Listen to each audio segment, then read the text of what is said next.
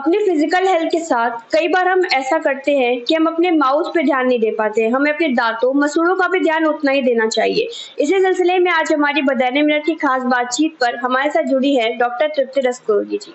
आइए जानते हैं उनसे इससे जुड़ी कुछ बातें। मैम अपना परिचय हमारे दर्शकों को दे दीजिए।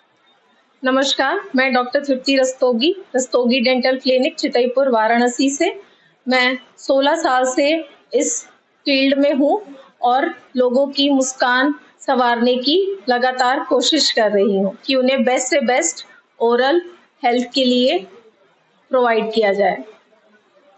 मैम सवालों पे आते हैं तो सबसे पहला सवाल ये है कि माउथ अल्सर या मसूड़ों से खून आना यह क्या किसी गंभीर समस्या का रूप है? जी बिल्कुल, अगर आपके मुंह में किसी भी प्रकार का कोई भी अल्सर, जिसे आम भाषा में हम छाला कहते हैं, वो बार-बार हो रहा है या ठीक नहीं हो रहा है, लगातार 3 हफ्तों से बना हुआ है, तो ये गंभीर विषय का हो सकता है। तो इसके लिए आपको अपने डेंटिस्ट से सलाह लेनी चाहिए और उसका उचित इलाज कराना चाहिए।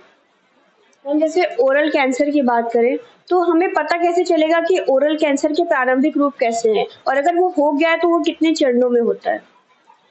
ओरल कैंसर के शुरुआत में आप ये देख सकते हैं कि आपके मुंह में कुछ भी अलग सा कुछ भी परिवर्तन हो रहा है, जैसे कि किसी भी प्रकार का छाला जो काफी लंबे समय से ठीक नहीं हो रहा है, या आपके मुंह में लाल या सफेद रंग के धब्बे डेवलप हो रहे हैं, या फिर आपको कुछ भी खाने में बहुत ज़्यादा तीखा लग रहा है, मुंह खोलने में या खाना खाने में कुछ भी निगलने में आपको कठिनाई हो रही है, किसी भी जगह से अचानक से खून आ रहा है जो कि बंद ही नहीं हो रहा है, बार-बार छाले हैं, मिर्च का लगना, ये सारे प्रारंभिक लक्षण हैं किसी भी कैंसर के होने के। तो इसके लिए आपको अपने डेंटिस्ट से मिलकर इसका चेकअप कराना चाहिए ताकि ये चीज़ बहुत आगे बढ़ने ना पाए। मैम कई बार हम ऐसा देखते हैं लोगों को दिक्कत होती है कि उनके सांसों से बदबू आती है, तो क्या ये एक गंभीर बीमारी है या इससे कोई इन्फेक्शन हो सकता है जो हमारे शरीर पे असर डालेगा? सांसों से बदबू आना तो देखिए जिसको हमारी आम भाषा में बोलते हैं कि पायरिया, इसका एक मुख्य कारण है, जिसको हम अपनी भाषा में पेरियोडोंटाइटिस बोलते हैं। ये एक मसूड़े की बीमारी होती है जिसमें आपके मसूड़े सूज जाते हैं, उनमें लालिमा आ जाती है, उनसे खून आने लगता है, अधिक गंभीर हो जाने पर उनसे मवाद भी आने लगता है। तो ऐसी कंडीशन में आपको अपने डेंटिस्ट से संपर्क करके अपने दांतों की सफाई करानी चाहिए, पायरिया का इलाज कराना चाहिए। आपको सुबह-शाम नियमित रूप से ब्रश करना चाहिए ताकि ये जो नुकसान आपको पायरिया की वजह से हो रहा है वो और आगे ना बढ़ने पाए। मैम कई बार हम ऐसे देखते हैं जैसे बीमारियां पुरानी हो जाती है, जैसे डायबिटीज, अगर पुरानी बीमारी हो जाती है तो क्या उसका असर भी हमारे दांतों या मसूड़ों पर पड़ता है? जी बिल्कुल, जो भी डायबिटिक पेशेंट होते हैं उन्हें तो अपने मुँह के स्वास्थ्य का और भी अधिक ध्यान रखना चाहिए। दूसरों की तुलना में उनके मुँह में डेंटल डिजीज़ेज़ होने का खतरा काफ़ी हद तक बढ़ जाता है। जैसे कि हम उदाहरण के तौर पे पायरिया को ले सकते हैं। एक आम मरीज़ में पायरिया होने के चांसेस उतने नहीं होते हैं जितने कि अनकंट्रोल्ड डायबिटिक पेशेंट में। उनकी ओरल हेल्थ अगर अच्छी नहीं रहेगी तो फिर उनकी ओवरऑल हेल्थ पर, उनके और बाकी ऑर्गन्स पर भी इसका असर पड़ेगा। उनके मुँह में अगर कोई छाला बन रहा है और वो उसका समय से इलाज नहीं कर रहे हैं, तो ये आगे बढ़कर किसी भी गंभीर समस्या का रूप ले सकता है। डायबिटिक पेशेंट में पायरिया होना एक आम बात है। इसके अलावा उनका जो बोन लॉस, जो हमारे मसूड़े हमारे दांतों के साथ हड्डी को बांधे रखते हैं, उनकी हड्डियां काफी गलने लगती हैं। इतना ज्यादा बोन लॉस हो जाता है कि आपके दांत हिलने लगते हैं और अंततः अगर इलाज समय से ना किया जाए तो फिर वो हिलते हिलते अपने आप भी गिर सकते हैं। तो इसलिए समुचित इसका इलाज लें व अपनी ओरल हेल्थ पर ध्यान दें। मैम लेटेस्ट फ्लोराइड या फिर एंटीबैक्टीरियल टूथपेस्ट किस तरह से कारगर है और हमें उसका प्रयोग किस तरह से करना चाहिए? देखिए, हमारे टूथपेस्ट में फ्लोराइड एक बहुत ही महत्वपूर्ण कंपोनेंट होता है। जो फ्लोराइड की विशेषता ये होती है कि वो हमारे दांतों को कैविटी से बचाता है। हमारी जो इनेमल होती है, जो दांतों की सबसे ऊपरी परत होती है, जिसे कि हम इनेमल के नाम से जानते हैं, उसको वो केरीज से बचाता है। केरीज यानी कि कीड़ा लगने की प्रक्रिया से बचाता है।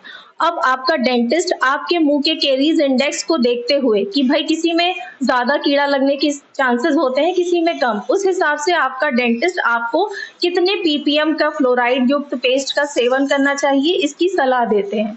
बच्चों में भी हम फ्लोराइड युक्त पेस्ट को यूज करने की सलाह देते हैं, मगर बच्चों में जो बहुत ही छोटे बच्चे हैं, 1.5 साल, 2 साल, 3 साल के बच्चे हैं, इनको फ्लोराइड युक्त जो पेस्ट का उपयोग है, हम पेरेंट्स को कहते हैं कि अपनी निगरानी में ही उनको पेस्ट कराएं। क्या होता है कि बच्चे अच्छे से पेस्ट करने के बाद थूक नहीं पाते हैं और वो उस पेस्ट को अच्छे टेस्ट की वजह से या मीठेपन की वजह से उसको निगलते जाते हैं। तो लॉन्ग टर्म में अगर ये चीज हो रही है, बच्चे उसको अंदर स्वॉलो कर रहे हैं, तो बच्चों में इसके दुष्परिणाम हो सकते हैं। एक्सेसिव फ्लोराइड इंजेक्शन की वजह से डेंटल फ्लोरोसिस यानी कि आपके दांतों पे सफेद रंग के धब्बे डेवलप हो सकते हैं, स्टेन्स डेवलप हो सकते हैं। एक्सेसिव फ्लोराइड की वजह से फ्लोराइड टॉक्सिसिटी हो सकती है। तो इस पेस्ट का यूज करें मगर संभल के, खास करके बच्चों में। मैम आजकल एक ट्रेंड चला हुआ है, इलेक्ट्रिक ब्रशिंग का लोग यूज कर रहे हैं, तो क्या वो अच्छा है या ज्यादा प्रभावी है नेचुरल ब्रशिंग से?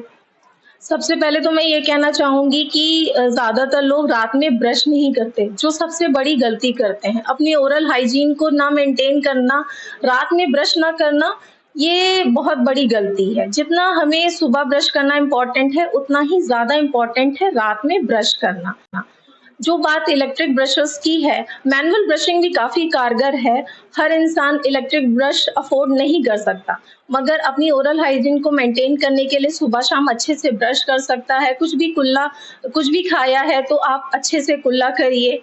बात करें इलेक्ट्रिक ब्रशेस की, वो काफी हद तक इफेक्टिव होते हैं। स्टडीज में पाया गया है कि they are more effective 29% than manual brushes, क्योंकि वो एक प्रकार का रोटेशन या आप कहें वाइब्रेशन उत्पन्न करते हैं, जो एक मैनुअल ब्रश जिन एरियाज में पहुंच के जो खाने के कण फंसे हैं या प्लाक है उनको सफाई नहीं कर पाता है, इलेक्ट्रिक ब्रश जो होता है वो काफी हद तक इफेक्टिव रहता है ऐसे एरियाज में से खाना जो भी फंसा हुआ है या प्लाक है निकालने में, जो आपका मैनुअल ब्रश नहीं कर सकता। इसके साथ साथ ओरल रिंजर्स भी काफी इफेक्टिव होते हैं।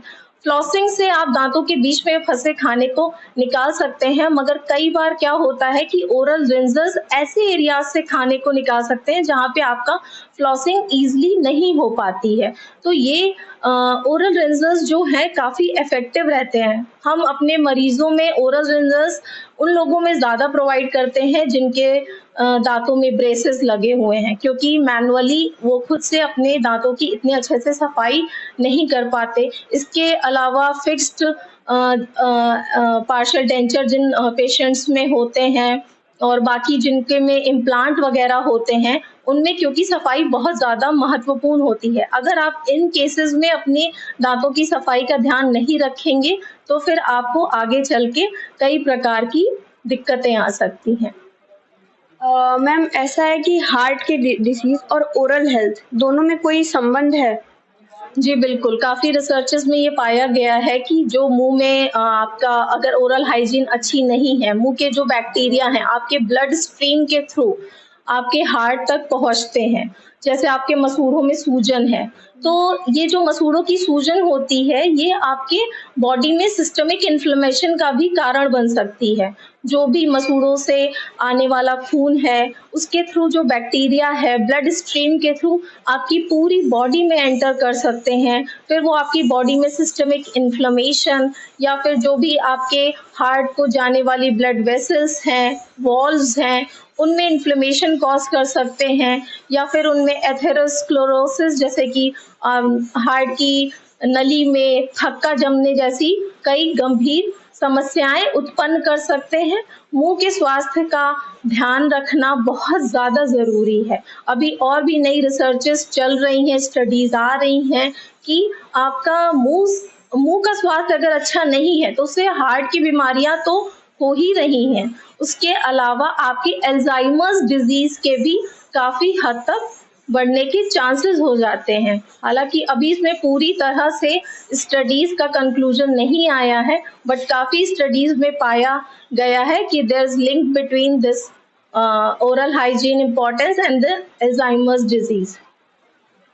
मैम, अपने दांत का हम कैसे ख्याल रखें, अपने मुंह का, इसके संदर्भ में आप हमारे बधानी मिनट के दर्शकों को क्या संदेश देना चाहेंगी? देखिए, सबसे पहले तो आप ये कर सकते हैं कि सुबह शाम अच्छे से ब्रश करें। आप जो भी कुछ खा रहे हैं उसके बाद अच्छे से कुल्ला करें। बच्चों में बचपन से ही ये आदत डालें कि वह सुबह भी अच्छे से ब्रश करें और रात में भी ब्रश करें। अपनी हेल्थ हैबिट्स को, अपनी ईटिंग हैबिट्स को थोड़ा सा इम्प्रूव करें।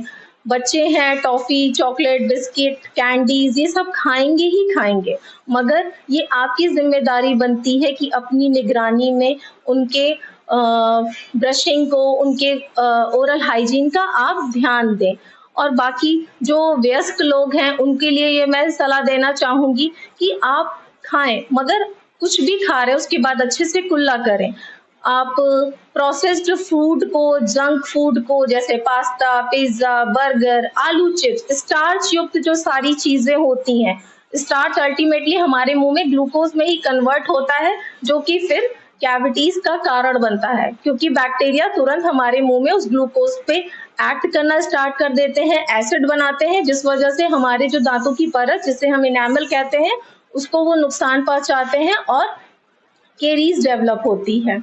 तो आप ये सारी चीज़ों का सेवन थोड़ा कम करें। कच्चे फल फूल सब्जियां, इन पे ज़्यादा फोकस करें। अपने खाने में सैलड की क्वांटिटी, फ्रूट्स की क्वांटिटी, जो भी सीजनल फ्रूट्स हैं उनका इंटेक बढ़ाएं। अच्छे से पानी पिएं। दिन में कम से कम, अभी तो गर्मियाँ हैं, जैसे 3-4 लीटर पानी पिएं। रात में अच्छे से ब्रश करें।